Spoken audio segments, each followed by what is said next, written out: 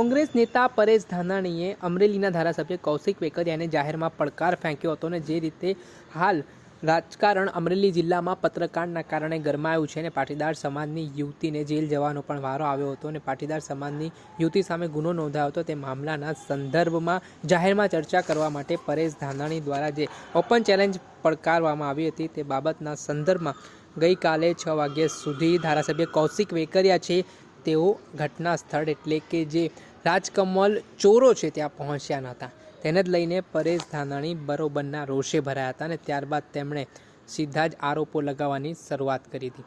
જે મેં કહ્યું હતું કે જે આ ઘટનાક્રમ બન્યો છે અમરેલી જિલ્લામાં ભારતીય જનતા પાર્ટીના નેતાઓ દ્વારા જ ધારાસભ્ય કૌશિક વેકરિયા વિરુદ્ધ જે ગંભીર આરોપ કરતો એક પત્ર લખવામાં આવ્યો હતો અને તે પત્ર વાયરલ કરવામાં આવ્યા બાદ ધારાસભ્ય કૌશિક વેકરિયા દ્વારા ફરિયાદ કરવામાં આવી હતી અને તેમાં ભાજપના નેતાઓ સામે પોલીસ ફરિયાદ થઈ હતી અને ભાજપના નેતાઓના ત્યાં નોકરી કરતી જે યુવતી છે પાટીદાર સમાજની પાયલ ગોટી તે પણ આ ઘટનામાં આરોપી બન્યા હતા અને તેમનું પણ જ્યારે પોલીસે સરઘસ કાઢ્યું તેના કારણે જબરજસ્ત રાજકારણ ગરમાયું હતું.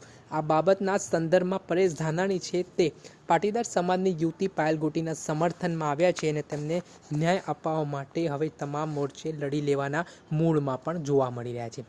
આ ઘટનાના સંદર્ભમાં પરેશ ધાનાણીએ ધારાસભ્ય કૌશિક વેકરિયા સામે ગંભીર આરોપ કરવાની શરૂઆત કરી છે, તેના જ કારણે રાજકારણ ગરમાયું છે. પહેલાં તો શું કહી રહ્યા છે કોંગ્રેસ નેતા પરેશ ધાનાણી તે સાંભળી લો.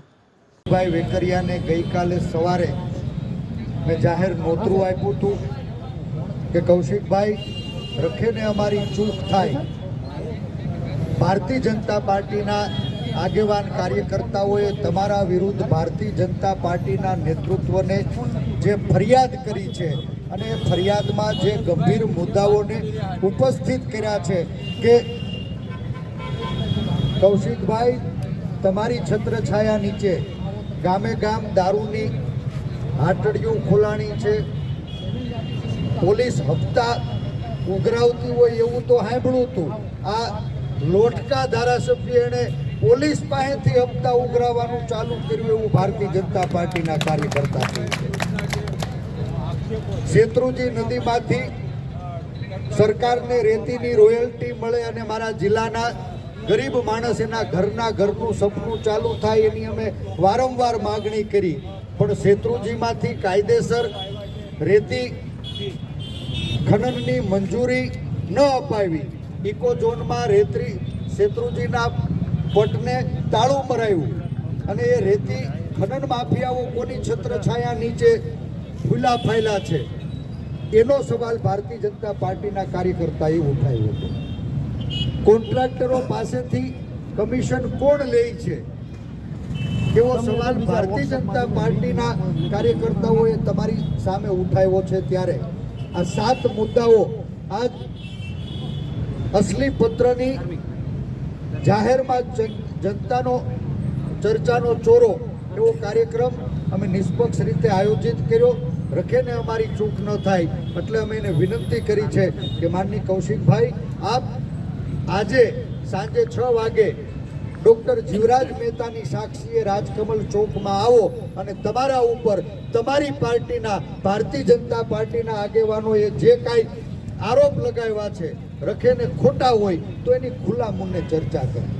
કૌશિકભાઈ આજ ગામમાં ઘોડિયાની અંદર હિચકતું નાનું બાળક પણ સવાલ પૂછે છે કે આ ગાયકવાડના ગામડા જીવરાજ મહેતાની જન્મભૂમિ કર્મભૂમિ એવા અમરેલીની અંદર 70 વર્ષના ઇતિહાસમાં કોઈ કુંવારી કન્યાનો આખા ગુજરાતે વરઘોડો નથી જોયો. તમારા રાજમાં આ કુંવારી કન્યાનો વરઘોડો કોને કાઢ્યો એ સવાલ છે.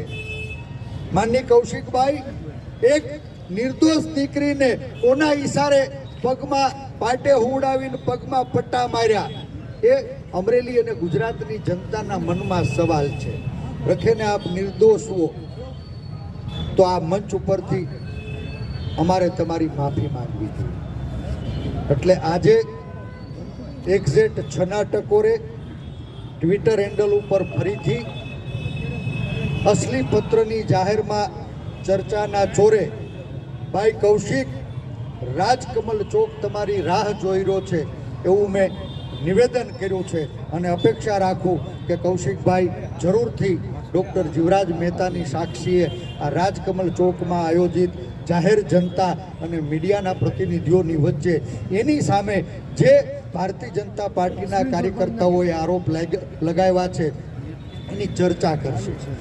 જો કૌશિકભાઈ આ મંચ ઉપર તમે તમારી ઉપર લાગેલા આરોપ ખોટા છે એ સાબિત કરી દેશો તો જાહેર જીવનના સેવક તરીકે, એક રાજકીય અને સામાજિક કાર્યકર્તા તરીકે આ મંચ ઉપર તમારી માફી માંગતા હું શરમ નહીં અનુભવું અને અપેક્ષા રાખું કે માનની કૌશિકભાઈ વેકરિયા, અમરેલીના જનપ્રતિનિધિ, ભારતીય જનતા પાર્ટીની રાજ્ય સરકારમાં નાયબ મુખ્ય દંડક આપણી વચ્ચે વહેલા આવે અને આ જાહેર ચર્ચાના ચોરે એના ઉપર લાગેલા આરોપો એની વિશે વિસ્તૃત ચર્ચા કરે.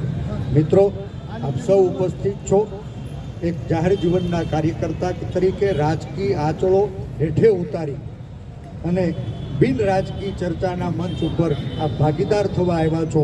બધાય મીડિયાના મિત્રોનો હું હૃદયથી સ્વાગત કરું છું. આખાય શહેર અને તાલુકા જિલ્લાભરમાંથી પધારેલા જે અમરેલીના સામાન્ય નગરજનો છે એને પણ આ ચર્ચાના ચોરામાં ભાગીદાર થવા માટે હું આમંત્રિત કરું છું. આજે 6:45 થવા આવ્યા છે અને હજુ મને વિશ્વાસ છે કે જરૂર કૌશિકભાઈ આ જાહેર મંચ ઉપર એની ઉપર લાગેલા આરોપોનું ખંડન કરવા, સત્યને ઉજાગર કરવા આવશે. આપણે સૌ આપણા ચૂંટાયેલા પ્રતિનિધિની રાહ જોઈએ એવી આપને વિનંતી કરું છું. આભાર.